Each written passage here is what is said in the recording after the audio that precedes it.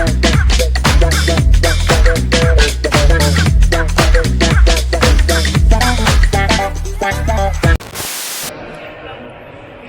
tardes. En esta ocasión nos encontramos aquí en la Expo Encuentro Constructor y vamos a hacer una entrevista a la arquitecta Elisa Sánchez y al arquitecto Carlos Ortiz. Hicieron una conferencia. Estamos aquí con varios compañeros del Colegio de Profesionales de la Arquitectura de Dolores Hidalgo y estudiantes también. Hola, buenas tardes, aquí para Diálogos ARK. Estamos esta tarde con el gusto de tener al arquitecto Carlos Ortiz y a la arquitecta Elisa, que nos acaban de deleitar con una conferencia aquí en esta Expo Constructor en León. Y bueno, platicábamos y su conferencia trató principalmente de toda la parte de la conservación del patrimonio, que bueno, en nuestras ciudades, sobre todo Dolores Hidalgo, Guanajuato, tenemos estas zonas de monumentos históricos y es la lucha que ellos están haciendo allá en Nuevo León, en donde propiamente no hay una declaratoria de zona de monumentos históricos, pero sí hay edificaciones con ese valor histórico que se han ido perdiendo precisamente por el paso de la modernidad, de los inversionistas y de la política principalmente. Y bueno, queremos que nos platiquen un poquito de esta labor y de cómo podemos ir haciendo la mancuerna con las autoridades municipales, que yo creo que es una parte muy importante de cómo ellos han ido haciendo equipo con las autoridades federales, con las autoridades municipales, para precisamente lograr esta parte de tener el control y rescatar estos monumentos en una ciudad en donde pues de repente tampoco hay un poco la cultura de la restauración, ¿no? Entonces le damos la palabra aquí al arquitecto Carlos. Bueno, gracias por considerarnos aquí en su entrevista. Monterrey es una ciudad bastante compleja, mucha esta idea de progreso y de avance económico y demás, entonces de pronto eso el patrimonio arquitectónico les toma. Entonces mucho de lo que hemos hecho en la oficina es primero tratar de educar sobre cómo esto sí puede ir de la mano con el progreso y con el desarrollo de una ciudad. Y lo más importante pues, es hacer consensos, hacer equipo, trabajar con todas las disciplinas, trabajar con todas las autoridades, trabajar con las personas involucradas en el proyecto para poder lograr un ente balanceado en todos los intereses.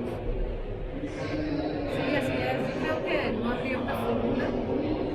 Ahorita que te escuchaba y escuchaba a Carlos, no hay una fórmula como precisa de decir A más B más C más D es igual a, sino que yo creo que la experiencia que tenemos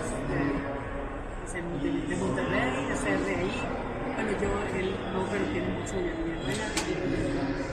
nos ha permitido como ir tejiendo estas redes de conexiones, de contactos, de entendimiento, de que el tema de la conservación del patrimonio no es simplista. Y yo creo que de ahí es de donde nace este choque que tiene con el progreso, que además también habría que definir o habría que separar el progreso malentendido de lo que es realmente un progreso bueno para nosotros los habitantes de una ciudad. Como que la separación del progreso con la conservación pues están peleados. O sea, porque al final, a lo largo de toda la existencia de nosotros sobre la Tierra, pues hemos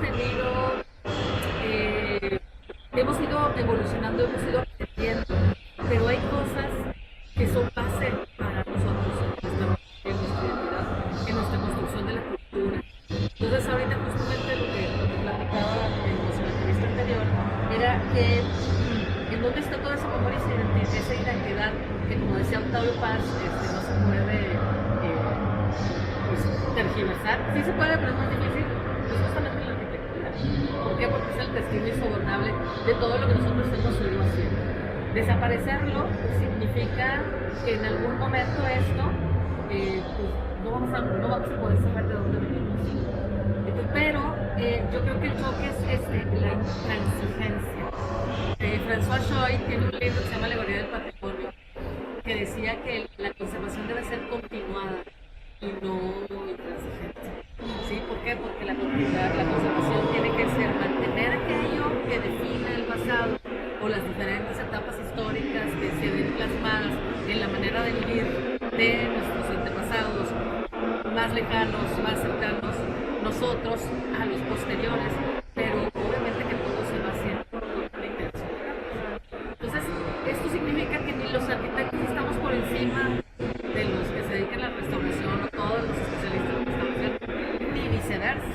Entonces, yo en este tiempo que he tenido, porque además tengo las dos carreras y además tengo a Carlos que siempre me decía que nos decían que él era el arquitecto neonatólogo y yo era la arquitecta geriátrica.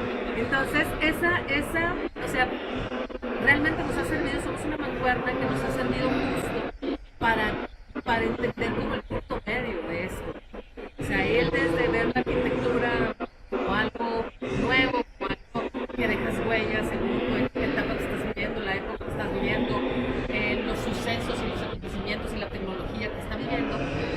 Y yo desde verlo desde un punto de vista de sí, pues lo tuyo no está mal, pero lo mío tampoco, y entonces hay que aprender a vivir con eso. Entonces, ha sido un trabajo que sí, como bien nos han dicho, pues no cualquiera se avienta, o sea, casi siempre están los extremos.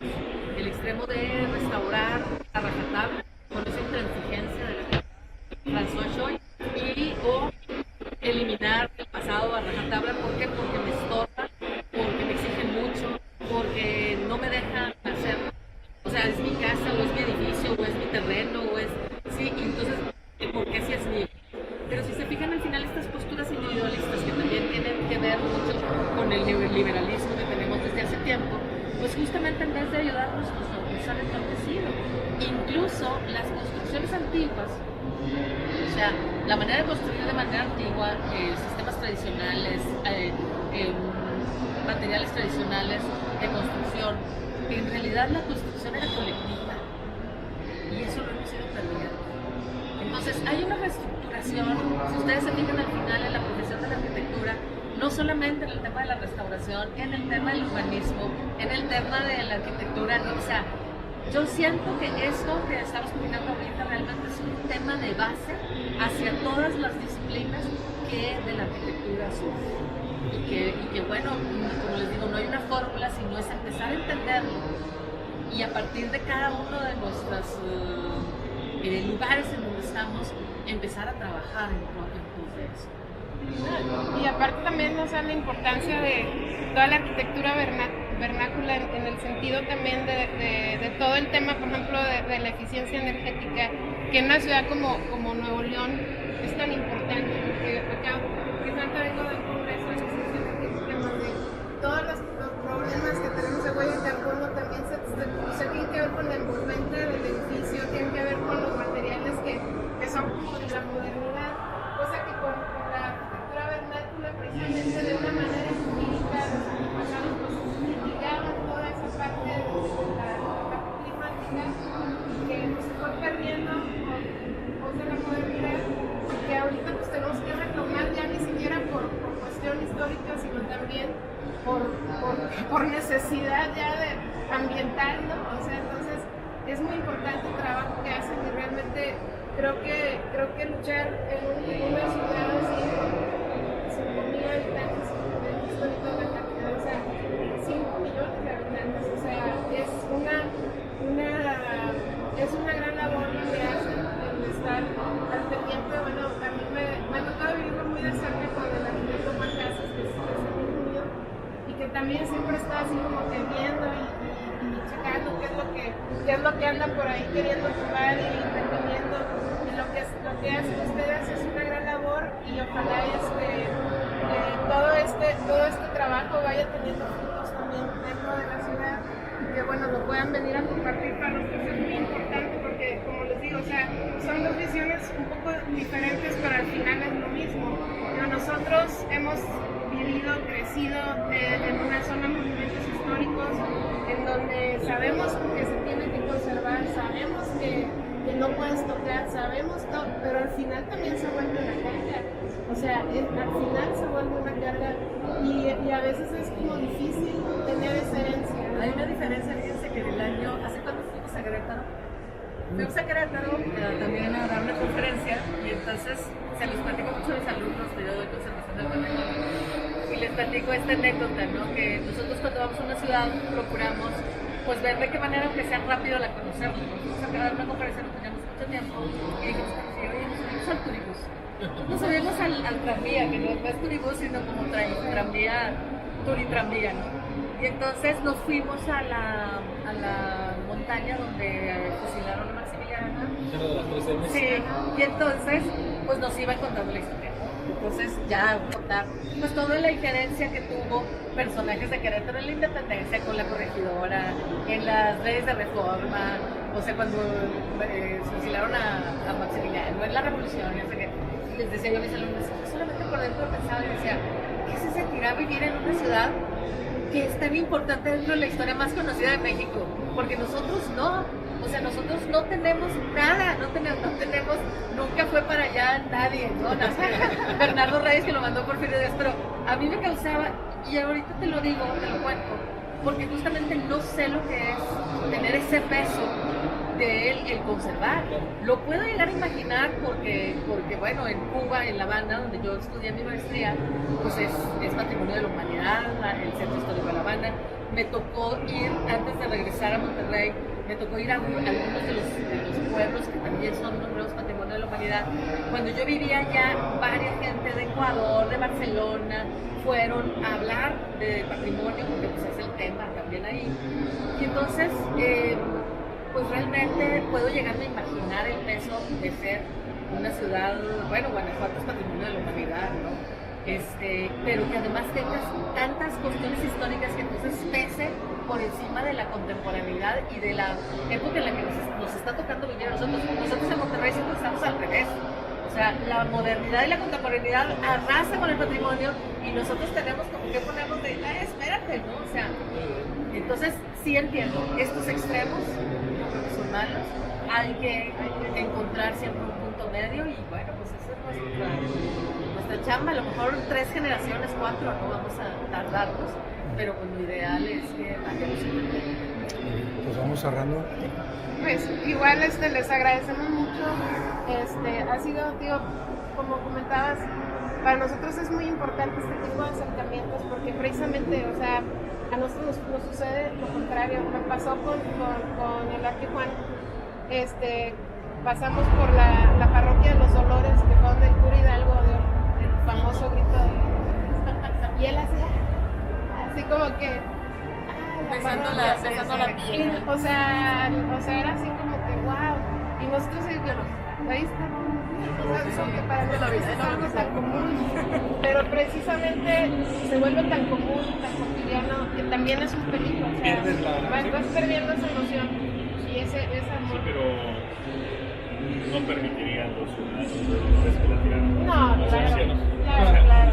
Y en Monterrey, Hagamos otro con eso. O sea, ustedes sí tienen el arraigo y el apego por esa memoria colectiva. Y acá no, porque históricamente generaciones no se hace nada. Sí, pues es todo un tema, digo, también tenemos esas situaciones en algunas casonas, o sea, es un tema como siempre en cuestión de intereses, en cuestión de los usuarios finales, pero creo que el tener estas charlas y estos acercamientos, y nos gustaría mucho que en algún momento pudieran acompañarnos a la universidad, ¿no? A hacer una entrevista, una conferencia ya, porque para nosotros es muy importante ir creando esta conciencia de la identidad, que no, o sea, ok, a lo mejor ya nacimos con ella, a lo mejor ya lo tenemos, a lo mejor toda la vida tenemos eso, pero no tenemos la conciencia. En los jóvenes, que bueno, aquí tenemos varios catedráticos, casi todos los arquitectos, compañeros del colegio son catedráticos, tenemos que generarles a los nuevas generaciones esa conciencia precisamente para no caer en lo que está sucediendo en Monterrey. Ahora bien, la autoridad encargada de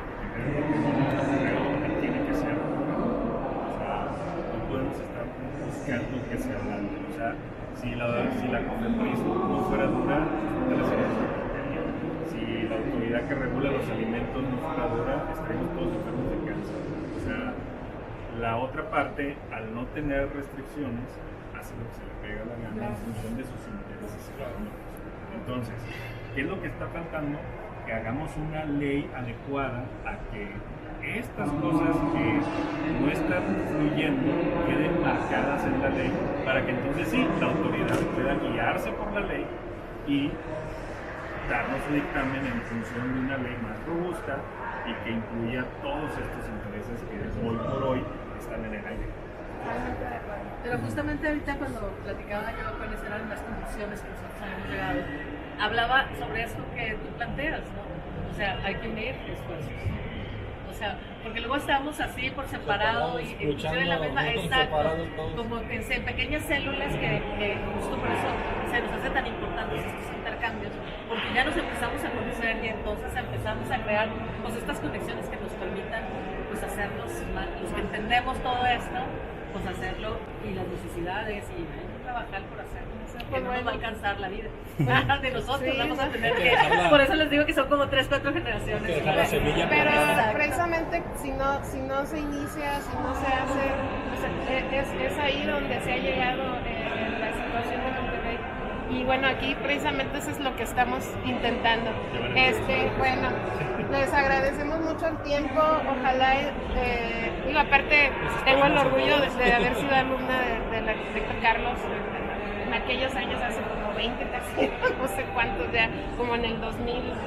Mira, yo tengo 22. Bueno, sí, como hace como 20 años ya. Me da mucho gusto estar aquí haciendo esta entrevista, realmente es un orgullo para mí.